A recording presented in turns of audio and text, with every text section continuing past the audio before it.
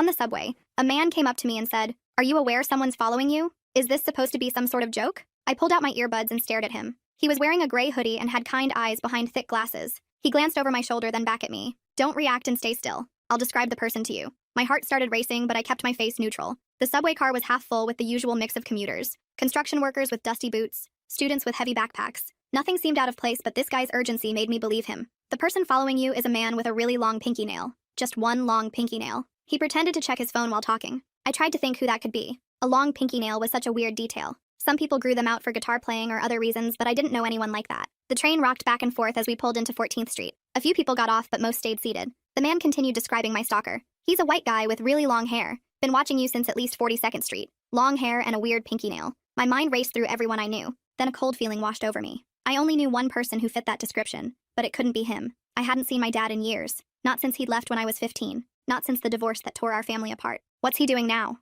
I whispered. "He's licking his lips, moving closer through the crowd. We should start walking up the cars." The man stood up casually like he was just stretching. I followed his lead and we moved toward the front of the train. My legs felt shaky as we passed through the connecting doors between cars. The loud clacking of the tracks made it hard to hear if anyone was following. I wanted to look back but forced myself to keep facing forward. We entered the next car and kept moving, past a mariachi band setting up their instruments, around a woman with a stroller blocking the aisle. The man stayed close enough that I could smell his cologne, something woody and expensive that didn't match his casual clothes. "Trust me, I know a way to lose him at the next stop." He checked the subway map above the seats. Union Square was coming up, one of the busiest stations with multiple exits and connecting trains. If we were going to lose someone, that would be the place to do it. My hands were sweating as I gripped the pole for balance. Who was following me and why was this stranger helping? The train started slowing down. The brakes squealed and people began gathering by the doors. The man moved us into position near the middle doors, close enough to exit quickly but not so obvious that we looked ready to run. "When these doors open, we move fast. Stay right behind me." His voice was calm but firm. The doors slid open and we pushed through the crowd onto the platform. The station was packed with evening commuters.